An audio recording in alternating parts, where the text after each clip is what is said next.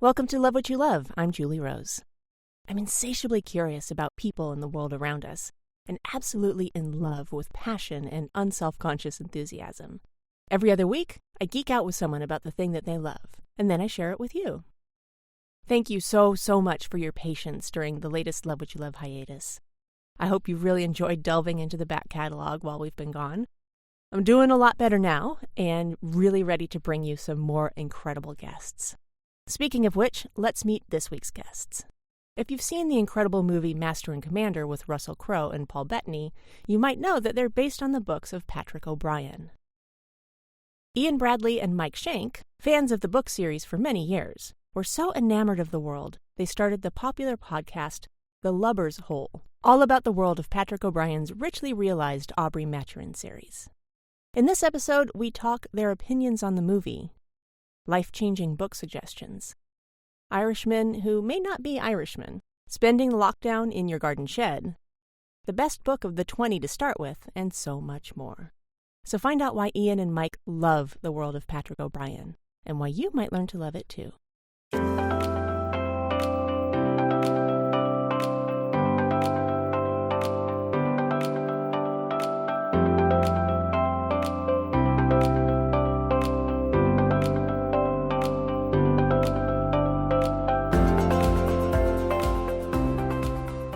Hello, Ian and Mike. Thank you so much for joining me today. Thank you for having us. It's great to be here. Absolutely. Yeah, I'm so excited to talk to you guys because you have a podcast, and I'm going to have you explain the name of the podcast a little bit later. But you have a podcast that is all about the works of Patrick OBrian and, naval fiction and kind of the world around Patrick OBrian.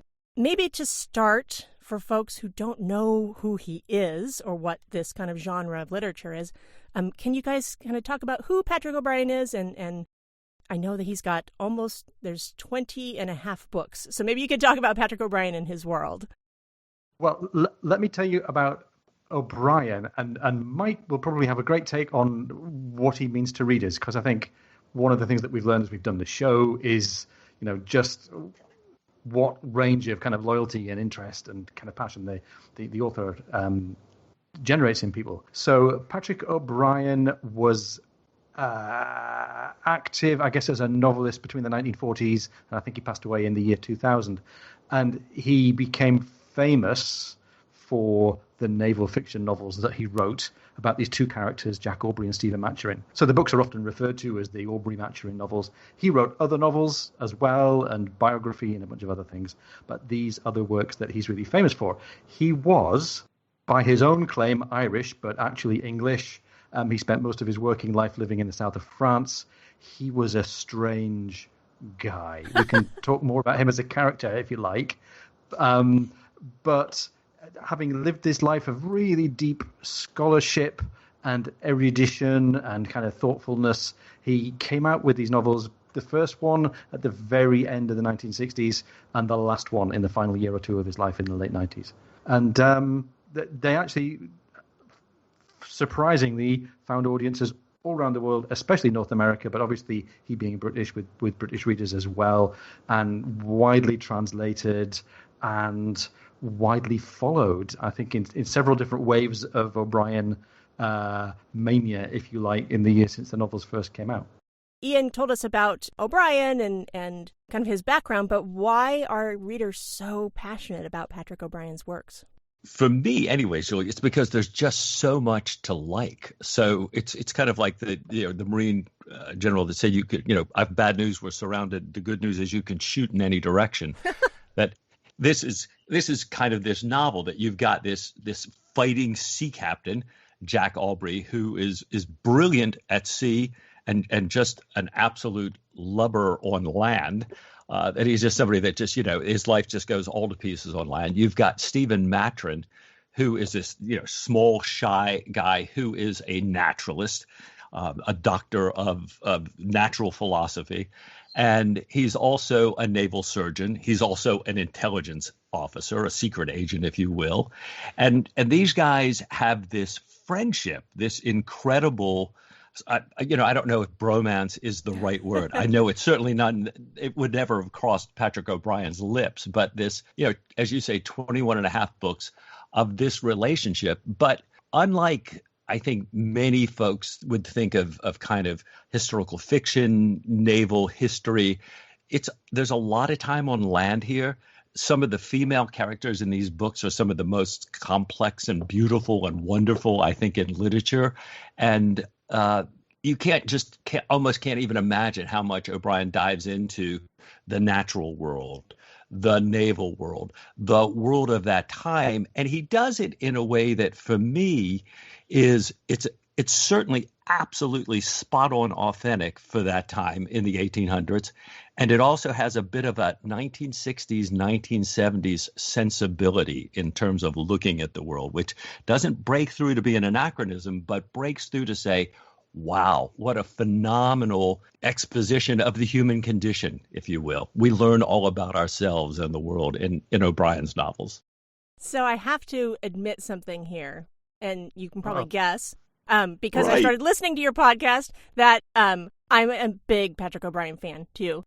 Good. Gosh, yeah. And I've always said that his characterizations are like crystalline. They're just like, I can't think of a more perfect set of characterizations than for Aubrey-Maturin. And I also think that he had a TARDIS, because the feel of authenticity for the era is just like, it's stunning.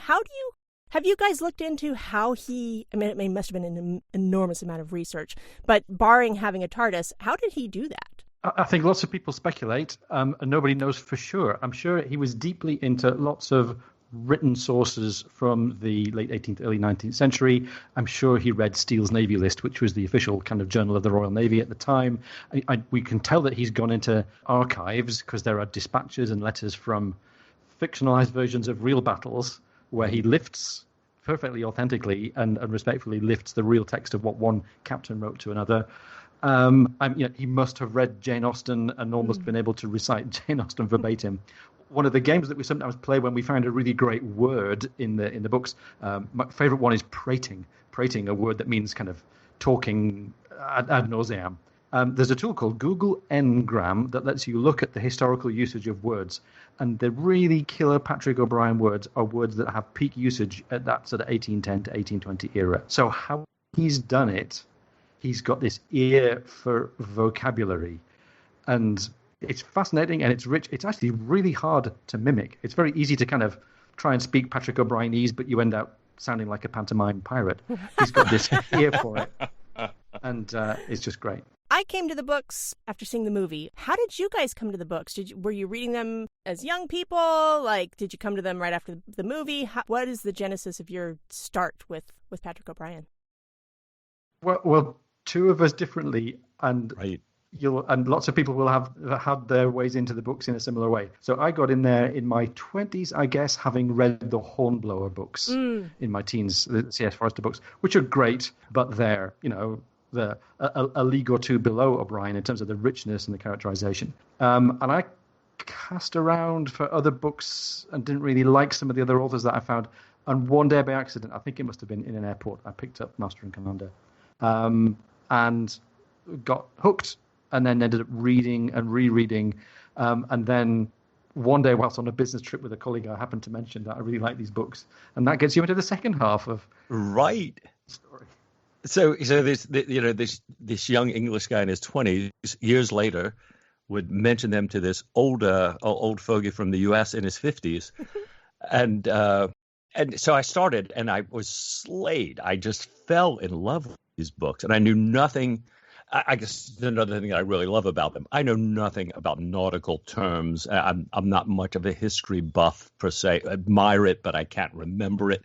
And I found that they were phenomenal books without regard to, you didn't have to know what all the rigging was. You could. And it's like so much of O'Brian, you could. So I started reading them. Right as I got started, I had a pretty important cancer diagnosis. And quite honestly, at the time thought that I was on a race to find out whether I could finish the series or not. Oh my And gosh. so they were, inextricably tied to this incredible time in my life when my particular friend Ian Bradley was, this great supportive guy who had introduced me, by the way, also to the West Wing. So, the American guy has to learn about the West Wing from Ian Bradley. And I ran through them. Life has obviously turned out differently than what was everybody first thought. And I've loved them ever since. I'm also, just to give kind of your listeners, and I think I'm a huge Harry Potter fan. So nice. Yeah, I was too. Yeah.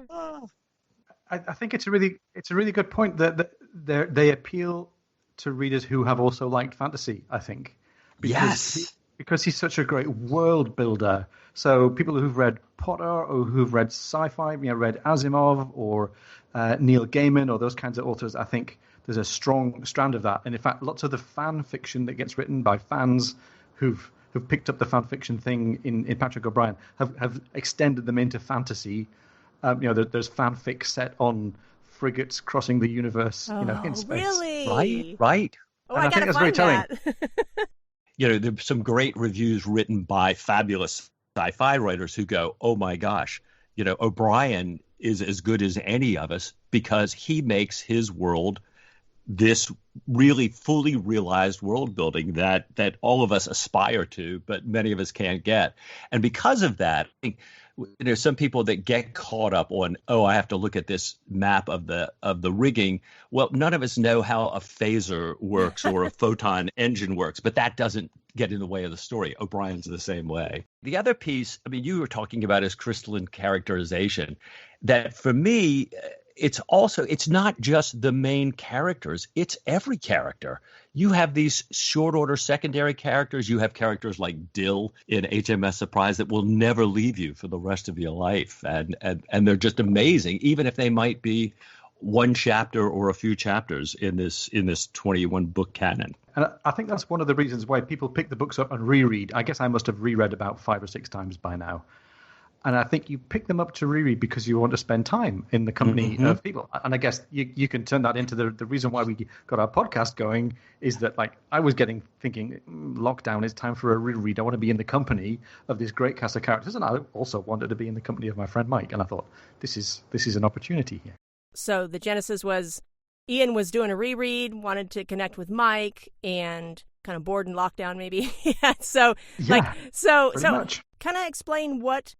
Well, 2 things. 1, explain the name of your podcast because not everybody's going to get it. And too true. And then maybe talk about how your podcast is constructed.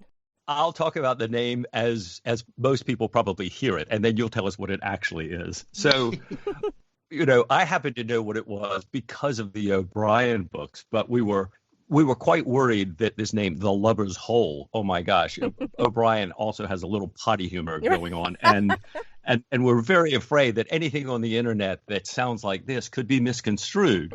Right. And maybe, we shouldn't name it this. But then we thought, we rather oh no. It would be misconstrued. Exactly. Just in O'Brien's style. It's like, look, now this goes many ways. And here's one of them. And it really is this, I'll let you talk about what the Lubber's Hole itself is, because you do a much better job explaining anything nautical than I could ever hope to.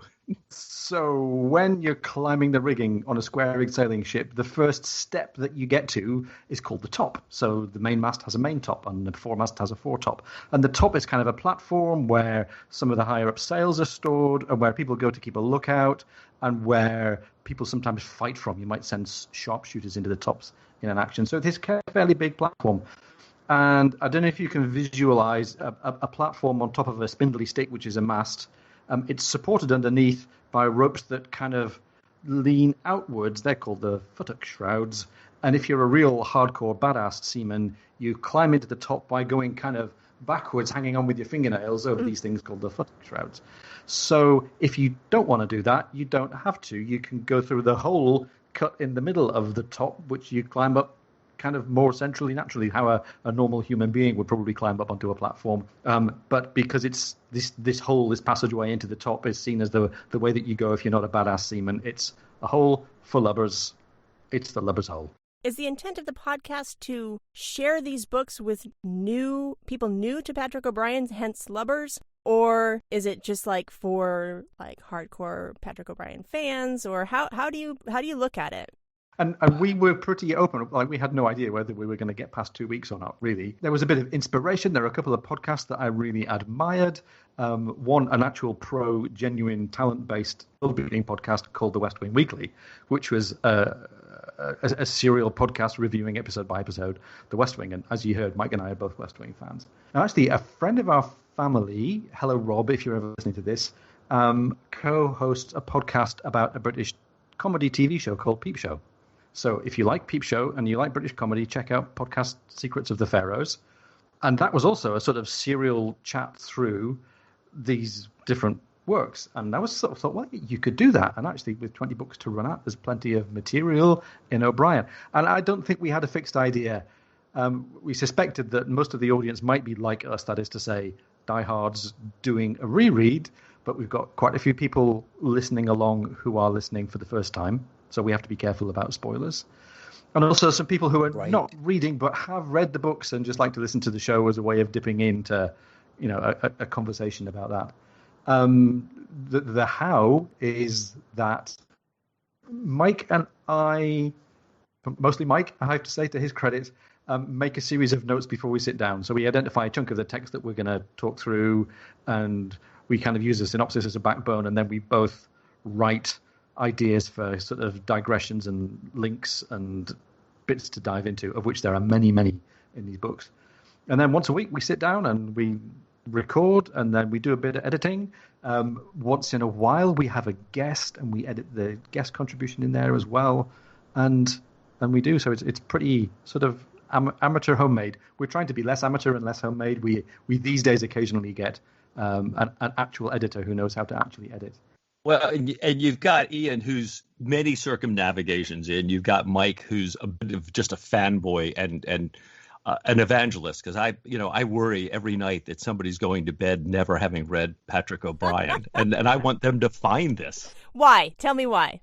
Well, I just think, God, it just enriches your life so between, the range of humor, which is, from, this portly captain in a bear suit to, all the potty mouth stuff we talked to, and I think we've got the two poles on the show here, as I say, Ian, who just reeks of erudition, Mike, who had to look up to find out what that is.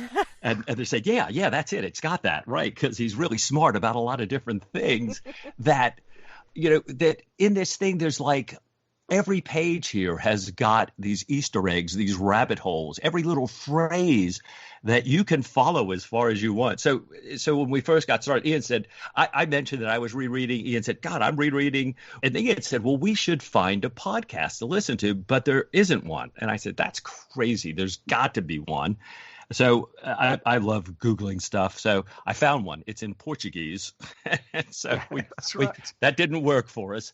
So Ian says, well, let's do one. And I said, great, let's do it. What is a podcast, by the way, Ian?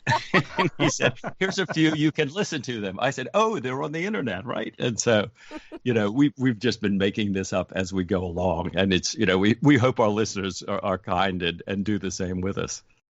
What I'm particularly loving is the interviews you have with different folks to expand the world. So, reenactors and musicians. So maybe talk about what makes you decide to reach out to a guest to add to the podcast. Like, what's that thought process like? What besides the fact that we know for darn sure that we haven't got the talent between us to right. Yeah, that would be the underlying motivation.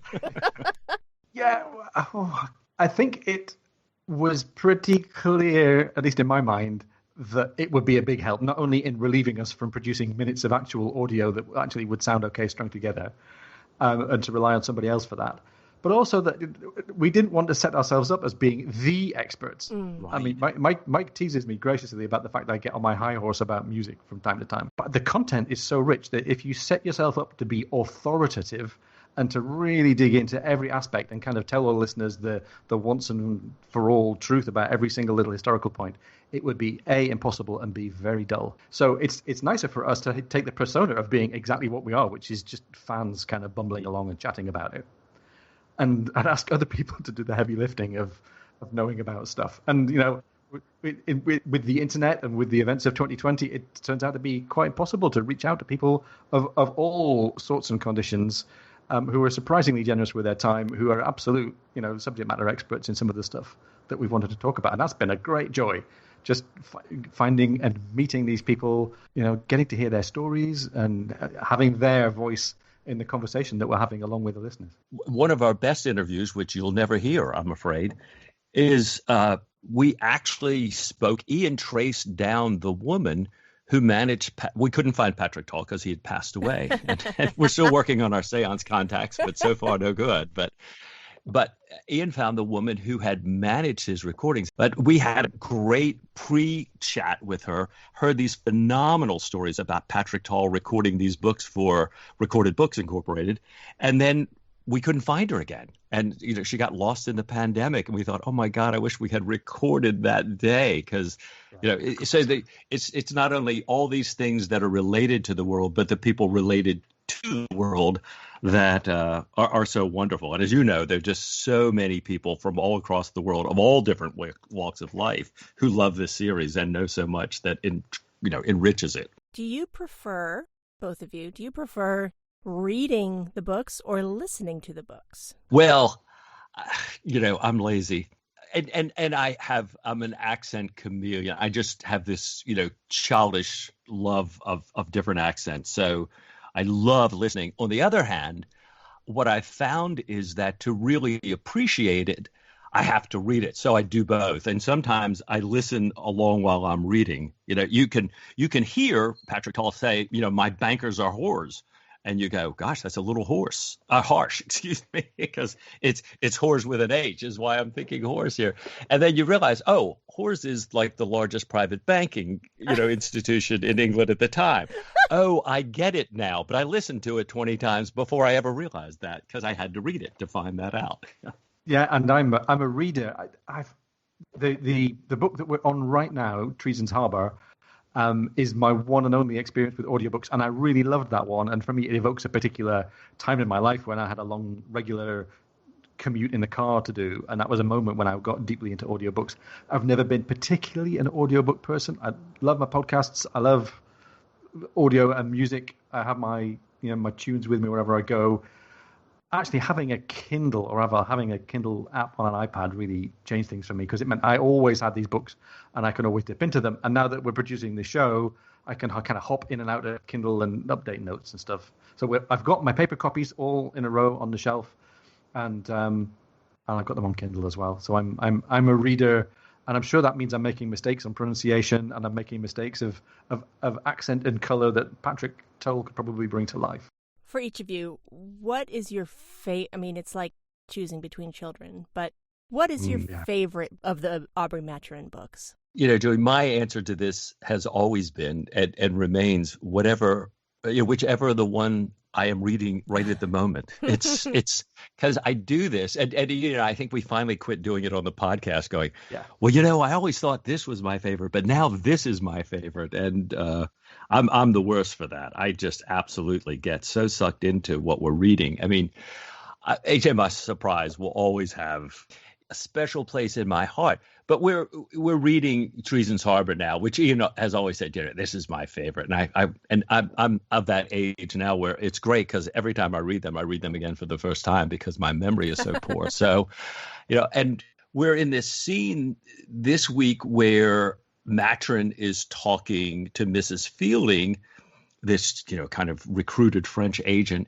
about dogs and about the fact that they have this incredible, mild, steady attachment to their friends, and, in the best sort of dogs, and how rare that is in people. And I sort of went, gosh, how many times have I read this before? But now I'm going, this is Patrick OBrian telling me his secret sauce.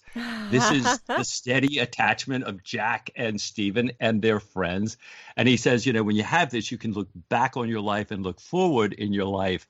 And there's nothing more you could want for. And I thought, and this is art imitating life. This is me getting to do a podcast with Ian. I mean, God, this is fabulous about the books that we love. So, so it's like now all of a sudden this is my absolute favorite until we read the next one. Right.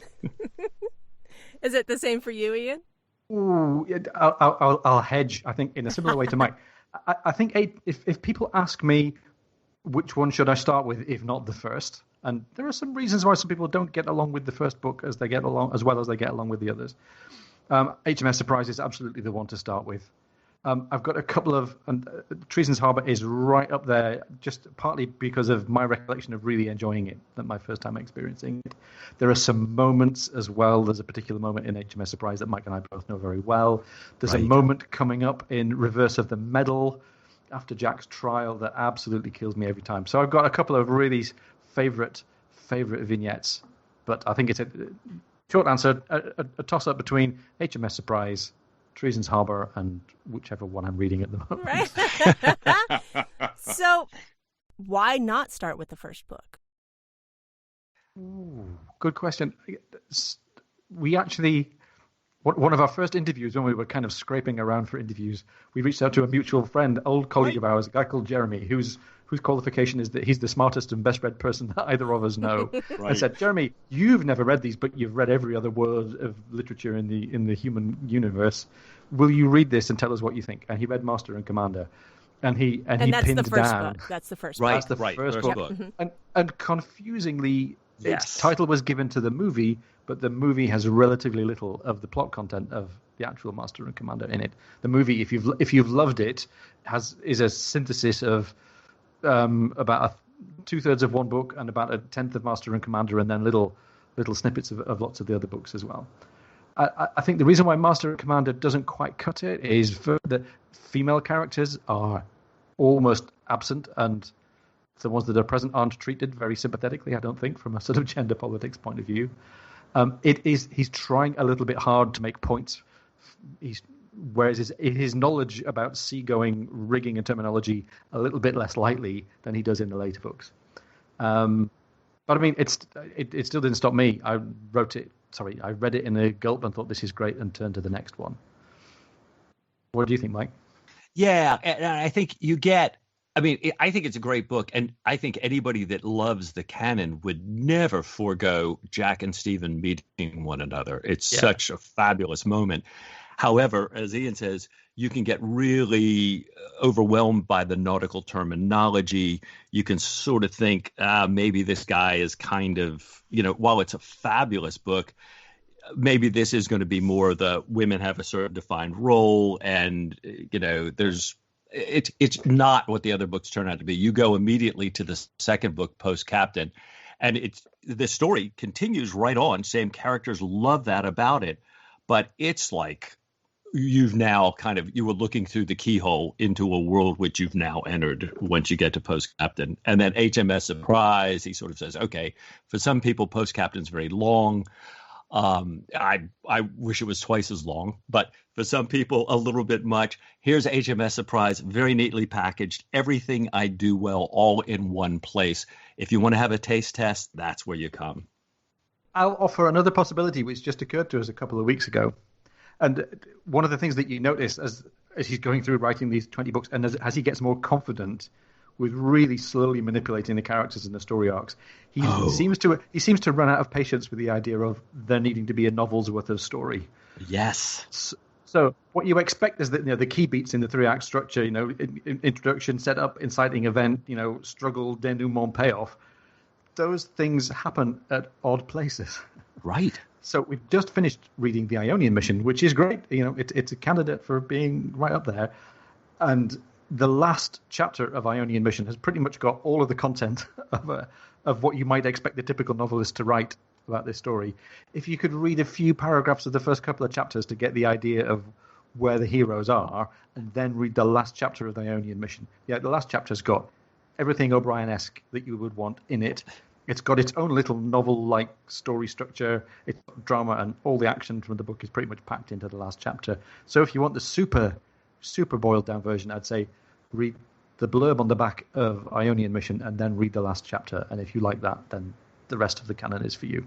And you find out how good a writer Patrick OBrian is because you read the last chapter of the Ionian Mission, you say, gosh, that was great. And then you scratch your head later and go, but what actually happened on the Ionian Mission? how did that turn out? And that'll be an aside in a third-party conversation, referenced back in a later chapter of the next book. So it's like just one large novel across 20 books, basically. Yeah, absolutely is. You mentioned the movie, Ian, and I want to get both of your opinions on the movie. As a movie, and then its fidelity to the original work. So I don't. It's funny. Somebody asked us this on either Patreon or Twitter not long ago, and my response was, well, I think 95% of people who love the books also love the movie, and one or two reservations don't really have any great bearing on the situation. Peter Weir and the screenwriters and Gord Laco, who's been a guest on the show, who was the production consultant, did an awesome job, I think, in making a Patrick OBrian movie based on the two characters of Aubrey and Maturin. So it's in no way has fidelity to the story of any one novel, but it has really deep fidelity, I think, to their spirit, to lots of the two characters. You don't get very much of Stephen's sort of spying and intelligence side, but lots of the rest of it is there. And it has a film version of the patina of realism that the O'Brien prose has. Oh, and the attention to detail is just beautiful, and it's beautifully shot, and the stories are told really wonderfully, and the characterization and most of the casting is good. Most of the casting. Okay, so you say most. So what's your quibble? Oh, I can't remember his name. Is it Billy Boyd, the guy who plays Bondon, the coxswain? Right. Who's in Lord of the Rings? He's a great actor, but I just think his physique and his physical presence isn't Bondon. But the rest of them are great. It's probably, along with jokes about sloths, it's probably the thing that people come back to in internet conversations about the books. Who else would you have instead of? Did you like Russell Crowe as Jack Aubrey or not? I thought he was great. Who else would you have? Who would you have as the female characters if we could have the female characters? There are no female characters in the movie. Big loss. Correct. There's one pretty lady in a parasol, and she has no lines. Right. So here's the thing: the one problem that I have with the film is that they haven't yet made all the other movies. Well, that's so we have good news and bad news. The good news is there are new editions of the O'Brien novels coming out, and I think they will be marketed to a much broader audience than we have in the past. In the past, if you read the book jacket, you would not know that there were women in the novels, much less that there were phenomenal women in the novels. And now I think maybe we'll have that change. The bad news is we haven't yet heard the announcement. Who's going to do this? Is this Netflix, HBO, Amazon, Apple? Who is it out there that is going to do this full series? I mean, this is way better than Game of Thrones, and I'm a huge George R.R. Martin fan. Yeah. And if anybody out there listening knows anybody who's at the very, very top of Sony Pictures, then it's Sony who have the production rights, as far as I know. Right. Blackmail them, kidnap their kids, something. Get them to get these movies made. So you've both mentioned it a little bit, but what other kinds of things do you read? And do you have personalities where you kind of like dive deep into something, or is kind of Patrick OBrian the one thing that you've gone like way deep into? The thing that immediately came to my mind is how I lost my mind in sixth grade over Ian Fleming and the James Bond series, which doesn't say much for me whatsoever, but to the point where my buddy Kevin and I would walk around the grade school halls and say, "How's with you, old bean?" So, right. No, I don't get into these too much. Not ever, not always. Right. And, I still follow, all sorts of stuff relative to Potter on Twitter, in addition to all my silly political stuff. But they just came out with the voice of Smeagol narrating The Hobbit. And I thought, God, can't wait to hear that. Give it to me. Here we go. Was that Andy Serkis? Yeah, Andy Serkis just came out on recorded books, having read The Hobbit. And The Hobbit is not one that I've enjoyed listening to in the past, but this is one I cannot wait to wrap my ears around. How about you, Ian? Is this your one obsession, or are you a serial obsessionist?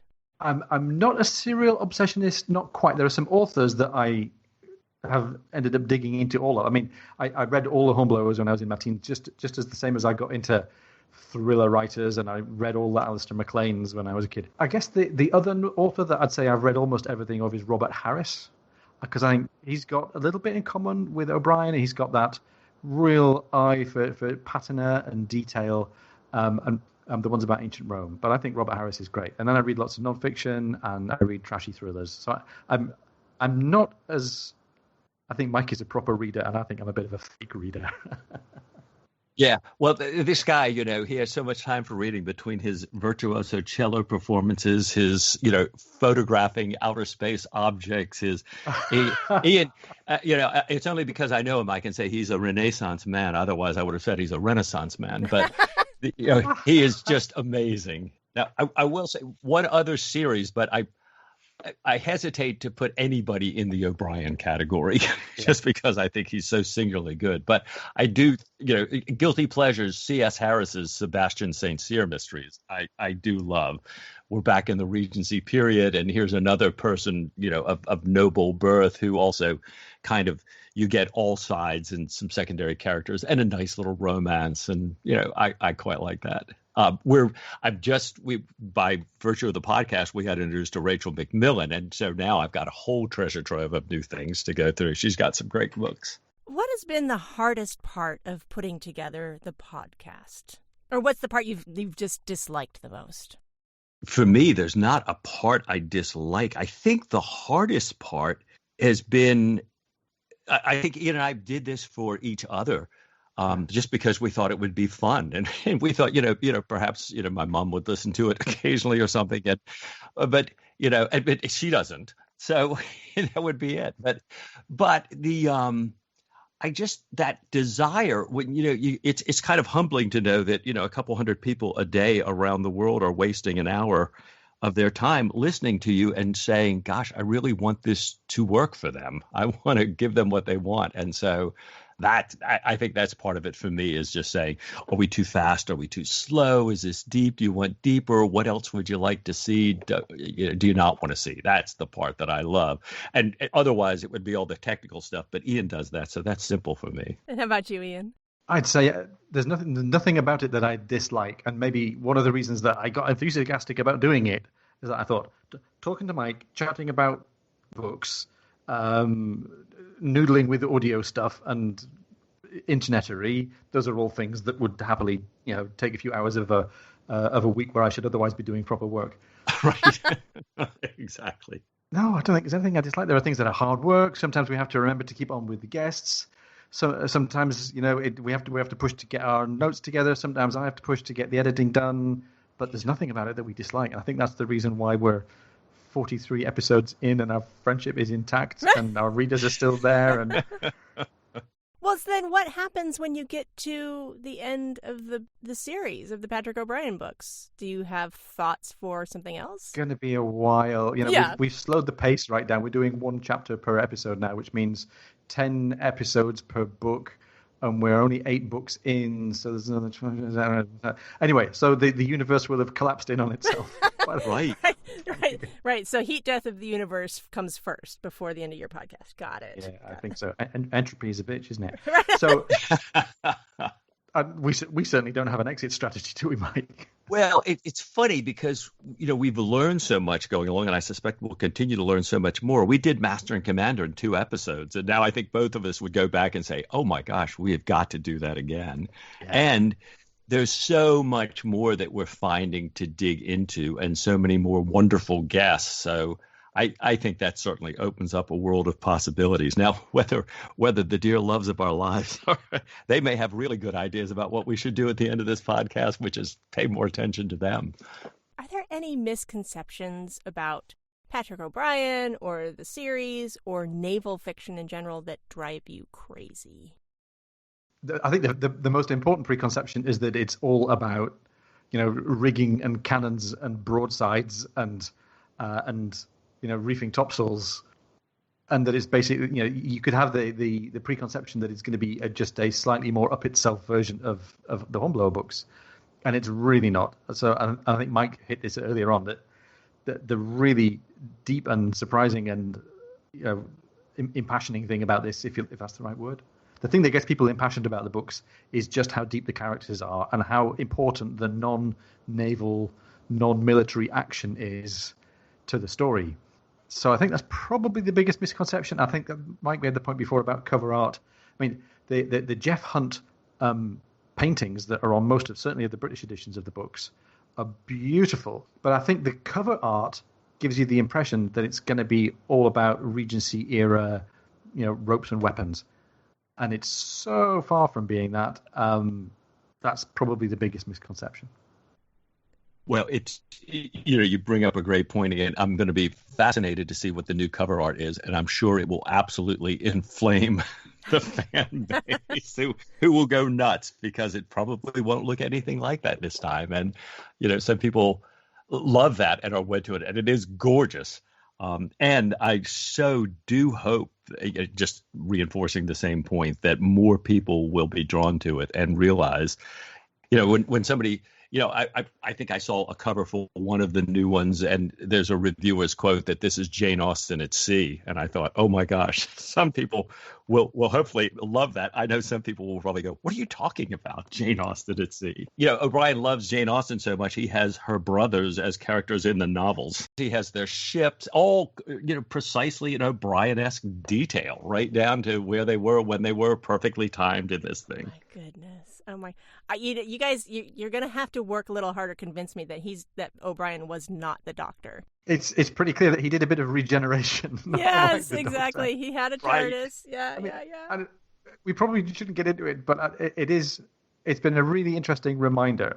I think we've come into this after the first two waves of O'Brien mania, and right. One of the reasons that the first or second wave kind of ran itself out is that a few people realized and discovered, as various bits of biographical work went on, that O'Brien had a complicated and not always very endearing life, and he might not have been the easiest person to get along with. And the old adage, isn't it, that you should never meet your heroes. And we've tried to steer clear of that. We talk a little bit about where the books came in his career and what it might have meant for him. And we talk a lot about admiring the skill and the scholarship and the construction of the books. But I think we're at the point now where people are ready again to think about O'Brien books without thinking, but he told lies about his adult life and he was evasive about where he was really from. And that's all probably true, but I don't think any of it takes away from the quality of the writing and the quality of the response that we have as readers. And probably the help that his wife gave him in all of it. Oh, interesting. Her influence, I think, makes all the difference. You see it kind of pre and post, and it's like, yeah, same thing. You go to some of the Dickens museums now, and you get kind of the fuller story of what's behind some of this and what was going on, and I love that. Just to go back to preconceptions, maybe maybe an important one is that this is written for British people by a British person. And by the way, right, he was a bit elusive about exactly where he was from. An Irishman who'd fled to Wales, who was actually claimed to be an Irishman, but actually born in England, fled to Wales, and then went to live in France. As a British reader, I had assumed that most of the listeners to the podcast would be in Britain, or what you might call the former colonies. But just how popular these books are in the US is amazing. And obviously, it's the escapism and the quality of the writing and the richness that brings people, and that matters not then, where you are in the world. But and O'Brien was pretty savvy about that. Now that you look back and see just how much of the books are actually set in the War of 1812, rather than explicitly directly in the Napoleonic Wars.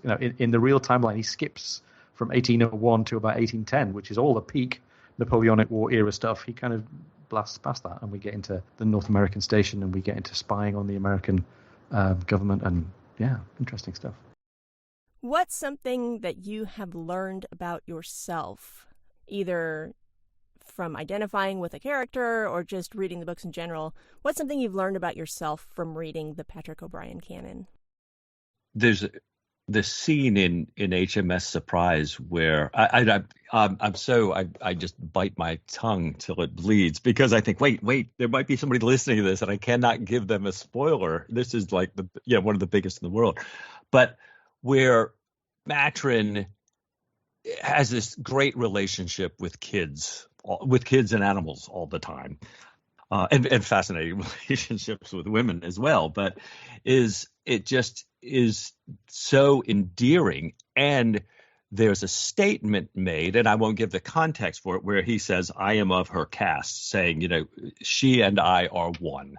We are the same humanity, that basic thing. And I think that that feel here, as I say, secondary characters have such a rich life here that there is that kind of common humanity, and all of us in our glory in our own ways that I just love. And this kind of crotchety old guy over here writing about historical naval fiction, with cannons bursting, the insights into what it must have been like to be a woman at that time, a woman at this time, what, orders our relationships and interactions with each other and what we count as important.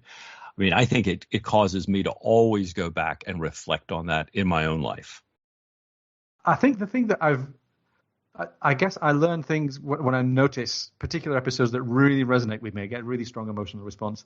And for me, I think the things that surprise me with how positively I respond to them are the moments when somebody gets, a great groundswell of recognition or acknowledgement. And, it's very easy to think as we are, and as I am, as sort of, independent person finding your way in the world, you've got to be resourceful and you've got to do it for yourself. Actually, the support of society around you and your colleagues around you, the moment in Reverse of the Medal, I won't give too much away, but there's a moment in Reverse of the Medal where Jack realizes, or is made to realize, just how loved and respected he is in the Navy. It gets me every single time, which probably tells me something about where I should be paying attention in my life. Well, you're saying that, Ian, and I'm springing tears to my eyes here. So yeah, I hear you. Yeah, the incredible power of literature, you guys. I love it. I love it. Well, thank you both so much for taking so much time to chat with me about this. I know the listeners are going to be excited, and so I'll make sure to point them to all your socials, etc. But thank you so much for being on the show with me. Good. Point them at Patrick OBrian. Julie, thanks so much for having us. You're really kind. And we're so glad to hear that you're a big fan of the books. I thought you were going to go the other way and say, I've got to admit, I've never actually read them. And I was going to say, oh, good, because we have to bring you in. But even better that you have. It's been lots of fun talking about this. Thank you so much for having us along. It's been really great. You can find Mike and Ian at lubbershole.podbean.com, on Facebook at lubbershole, and on Twitter at wholelubbers. Of course, I'll put everything in the show notes for you. And just a reminder that you can find this podcast on Instagram at LoveWhatYouLovePod, on Twitter at WhatYouLovePod, and the website is LoveWhatYouLovePod.com. All of the transcripts for Love What You Love are available for everyone on the website, thanks to Emily White, proprietress of the Wordary. If you need transcripts, reach out to her at emily@thewordary.com. That'll be linked in the show notes as well. The music for Love What You Love is called Inspiring Hope by Pink Sounds. The link to that artist is included in the show notes. And as always, thank you so much for listening. Let's hang out again soon.